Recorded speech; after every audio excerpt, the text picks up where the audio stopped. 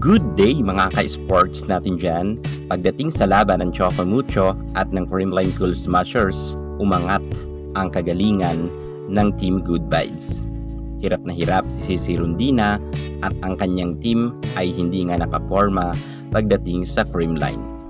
Bagamat nakita naman natin na inilaban ni Cici Rondina ang kanyang team at ng third set ay nakuha naman nila ang isang pagkapanalo. Ngunit hindi na nga ito nasundan pagdating sa fourth set ay pinataob na sila ng tuluyan ng Creamline.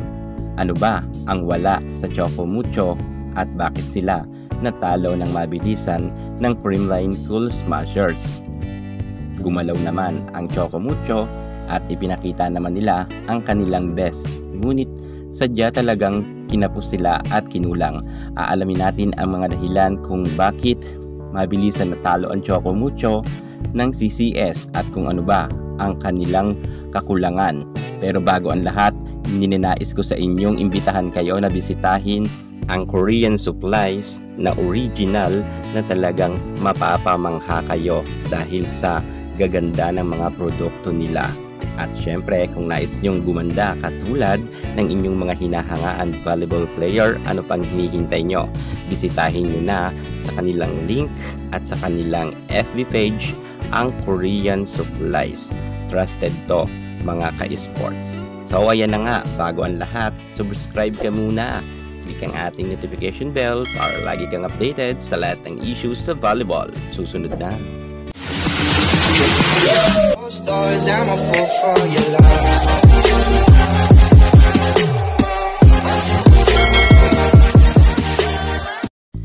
Superstar Cici Rondina kayod kalabaw sa kanilang laban kontra sa Creamline Cool Smashers. Ginawa naman ni Cici Rondina ang lahat, ngunit sadya talagang hindi niya pa kaya na buhatin ang kanyang team na mag-isa. Kulang sa suporta si Cici Rondina. Yan ang tunay na dahilan kung bakit sila natalo.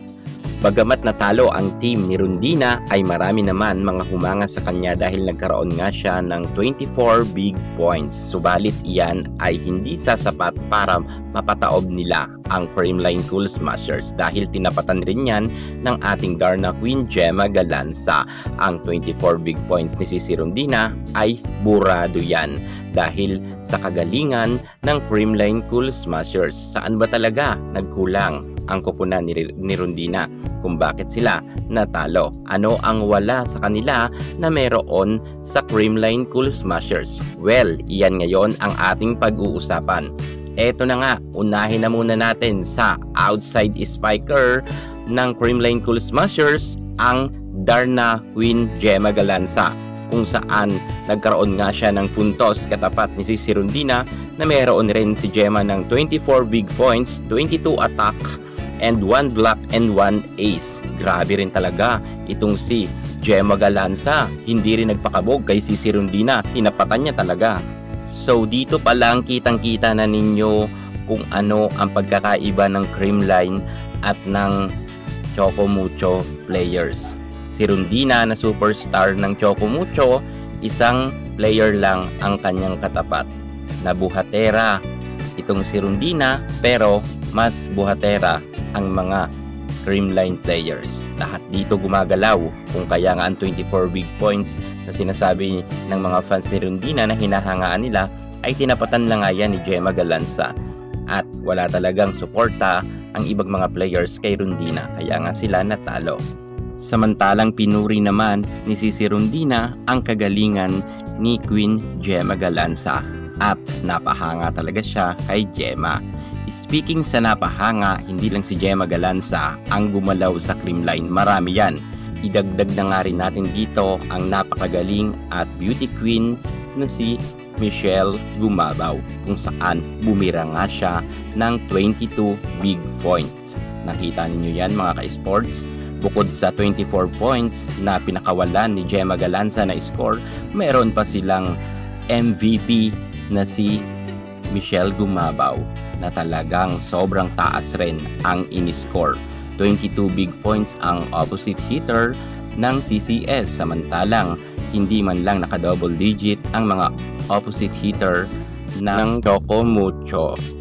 Kahit nagpalitan pa itong si Manabat at si Tolentino ay wala pa rin nagawa sa puwersa ng Creamline. Lalo't itong si Michelle Gumabaw ay talagang matindi rin umiscore. Grabe rin kasi ang palo ni Michelle, talagang sobrang lakas.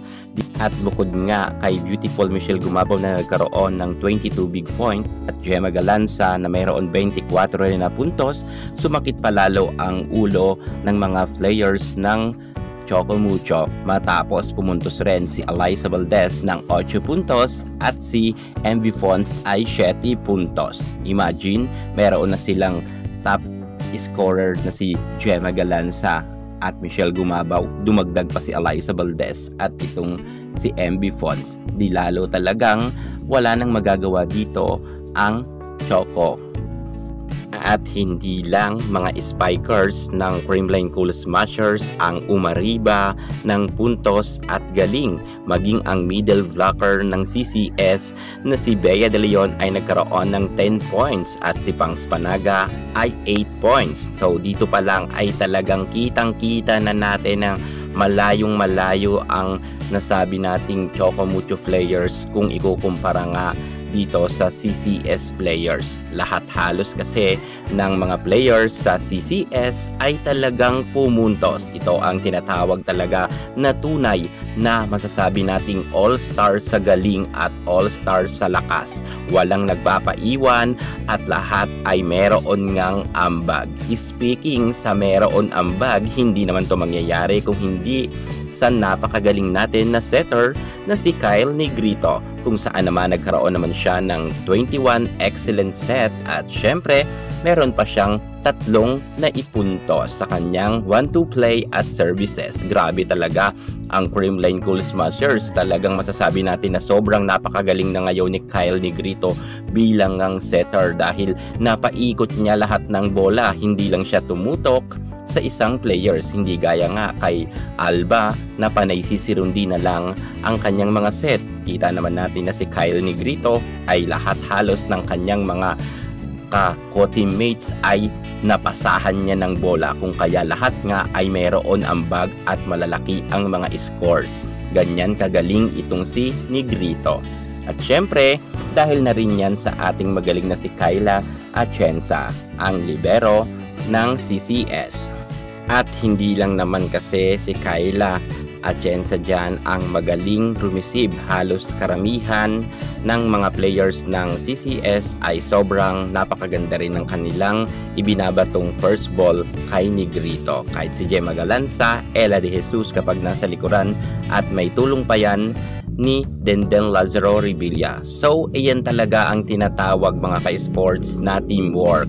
Kung kaya nga ito ang wala sa Choco Mucho. Dito talaga ang Choco Mucho nawalan ng suporta kay CC. Kung sumabay sila kagaya ng mga players ng Creamline, sana ay may pag-asang manalo pa sila dahil kita natin na nakakasabay naman ng Choco, ngunit wala pa talaga silang chemistry. Iba talaga ang team Good Vibes.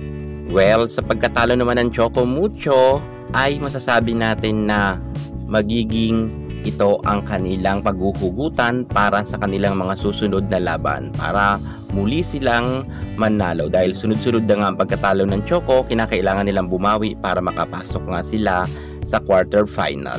Well, ganun talaga sa competition, may nananalo at may natatalo. Nagkataon lang na talagang mas malakas at mas determinado ang Creamline na maipanalo nila ang laban. Muli, congratulations sa both team na ito, lalo na sa CCS dahil sila nga ang nagwagi. Yan muna pinaka-latest natin sa mundo ng volleyball. Thank you so much. God bless.